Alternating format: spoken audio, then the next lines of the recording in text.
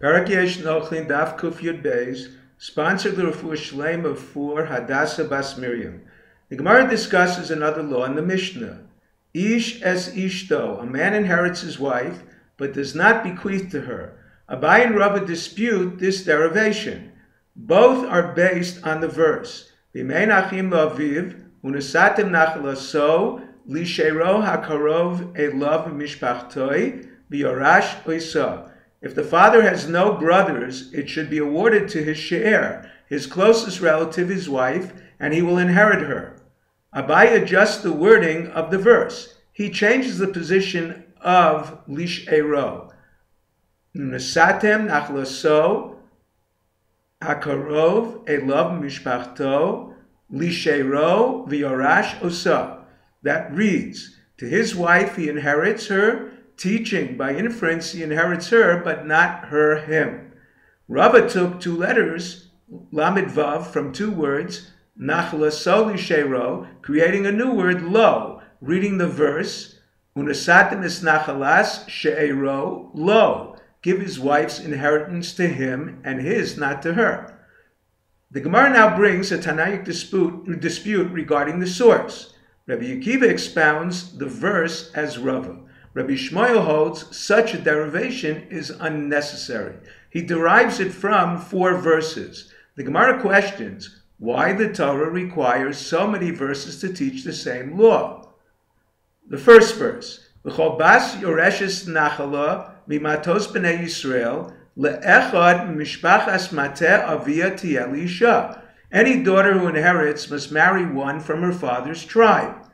This verse commands a daughter who inherits ancestral property to marry a member of her tribe to avoid it transferring to another tribe by her husband inheriting.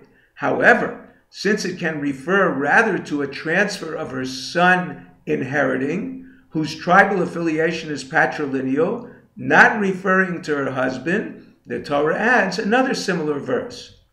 V'lo sisov nachala livnei Yisrael mimate el mate. An ancestral inheritance should not transfer from one tribe to another. This verse also alludes to a husband's right to inherit his wife, causing this transfer. However, since it can be understood as imposing a negative commandment to the previous positive commandment, not teaching the husband inherits, the Torah mentions another similar verse. Lo sisov nachala mimate lemate acher. Although it can be inferred as well from this verse, a husband inherits his wife, since it can also be understood as a second negative commandment to transfer by way of a son. Another similar verse is mentioned in the Nevi'im. The last verse in the book of Yoshua states, Ve'elazar ben Aaron meis vayikbru oso begivas Pinchas beno asher nosan lo bahar Ephraim, asher nitan lo bahar Ephraim. His burial place is referred to as the hill of Pinchas. Declaring it as his means he inherited it from his wife, not his father. A verse states in Divrei Yomi, Skov hodlid es yoyer, vayhi lo esrim v'shalosh orim, be'eretz Gilad. The same is true concerning Yoyer ben Skov. The verse states he owned 23 cities, not his father's inheritance. It cannot refer to an inheritance from his mother that was already inferred from Pinchas, or properties purchased because it would disgrace his father to be buried in a plot returning to the original owners by Yovel's arrival. The Gemara earlier explained the verse, V'chol bas yoreshes nachala mimatos. The plural use of the word matos refers to a girl that inherited from parents of different tribes. The verse concludes by saying she must marry a man of her father's tribe to avoid transfer of her inheritance. Abaya wonders how this avoids transfer from her mother's tribe. The Gemara suggests a resolution that Abaya rejects. The Gemara answers that there is no concern for the mother's estate, shekvar husba. The mother's estate already transferred. Since tribal affiliation is patrilineal, the mother's estate passed to the father by virtue of the daughter's inheritance. Abaya rejects this. He considers their obligation to marry one with a similar genealogy as hers.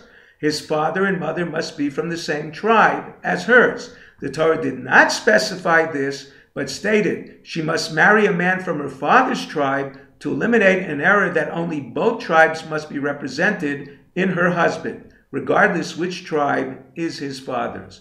If you're enjoying Daf and 5, please click on the link below, subscribe, and become a sponsor. Thank you.